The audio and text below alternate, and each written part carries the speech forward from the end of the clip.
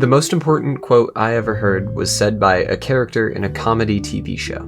It was Andy Bernard in The Office. He said, "I wish there was a way to know you're in the good old days before you've actually left them." Now, a lot of people have heard this quote before, and for most they think it's just a nice line that lets them think back on a show they love. But intentionally or not, this quote changed my life.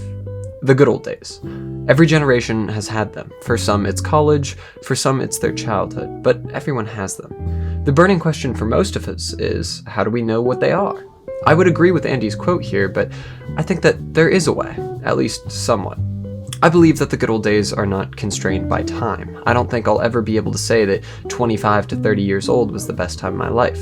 Rather, I think we consider our past fondly regardless of age. The good old days change. For me, nothing represents the good old days as much as Minecraft. This simple little game created the person I am today, and I would do anything to figure out something new about the game, to explore it the way I did so many years ago now.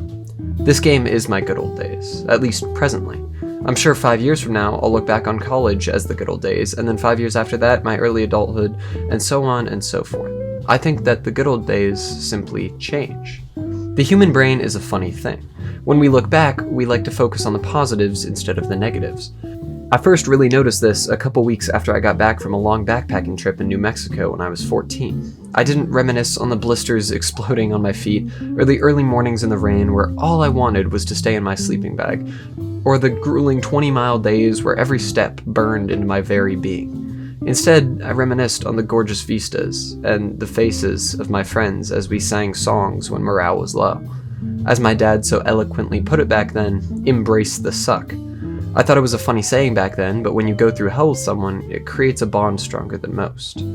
Embrace the boring, embrace the mundane, embrace the day-to-day life you lead, because it's not just the majority of your life, it is your life. When I think back on my favorite memories with my friends, I can never really pick one single day, one single activity.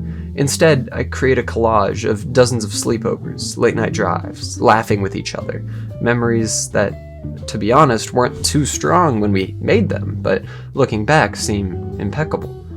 Because we mainly remember the good of the past, it's incredibly hard to understand that this time in your life right now could be a time you look back on as the greatest years of your life. It doesn't have to be marked by some big achievement. It doesn't have to be the year you met your partner, or graduated, or got a promotion. Finding peace in the monotony of everyday life is the goal. And herein lies my solution to Andy Bernard's question. Mindfulness. Being present in the moment. The quest to find purpose in the everyday tasks you dread is not an easy one. Very few people actually accomplish it. How in the world am I meant to feel happy when I'm stressed about my next assignment for school, when I feel like I'm failing in absolutely everything I do? But this quest is not just a recommendation from me. This is essential. As I try to live each day mindfully, I've noticed that my life kind of changed too. I'm a better person to be around. I'm in a healthier state of mind. The fact of the matter is that life will happen, and you can either live with it or live in spite of it. Andy Bernard's quote changed my life because I heard it at an age where most people would do anything to go back to, if even just for a day.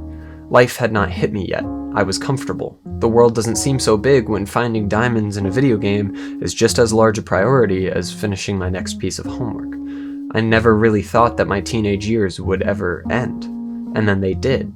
I was not very good at living in the present when they did, and sure, my late teens were spent during COVID, so I really didn't get the chance to do a lot of cool stuff, but instead found that my mind desired more. So I started making YouTube videos and played games with a group of friends that I still talk to on a daily basis. The fact of the matter is, I suck at living mindfully. I think a lot of people do. The second I got to college, all I was really thinking about was how can I make money and grow up? And I do regret that. I'm still in college and I already feel like my freshman and sophomore years are some of the good old days. In fact, I think that I'm in the good old days as I'm writing this. But they will never really feel the same now as they will in the future. You will simply never think that your life is as good in the present as you will when you think about it in future years. And to that, I don't really have an answer. You probably know the actor Charlie Chaplin. If you don't, I'd recommend looking him up. There's a quote from his 1952 movie Limelight that perfectly captures the way I feel. He says, "There's something just as inevitable as death, and that's life. You know this time in your life will pass. You could be in a pretty bad situation right now, and that does suck. Sometimes the world just seems to hit you a little harder than others, but just as good memories are fleeting, the bad ones are too. I'm making this video for myself as much as I'm making it for you. I need a constant reminder to live each day to its fullest because it's the road less traveled. It's much harder to live mindfully than to just live in a state of purgatory, waiting for life to happen instead of living it. So here's my plea to you. Everybody is the main character in their version of this strange thing we call life. So be your main character and own it. Set your phone down for a minute and just breathe. Reflect on this life. Whatever you're stressed about, someone was probably more stressed than you, and if they could figure it out, so could you. It's really easy to hyper-focus on the future and just plow through school and work to take you to your goals, and that's fantastic. Life without goals is meaningless, but never forget to stop and smell the roses along the way, because you could very well be in the good old days right now.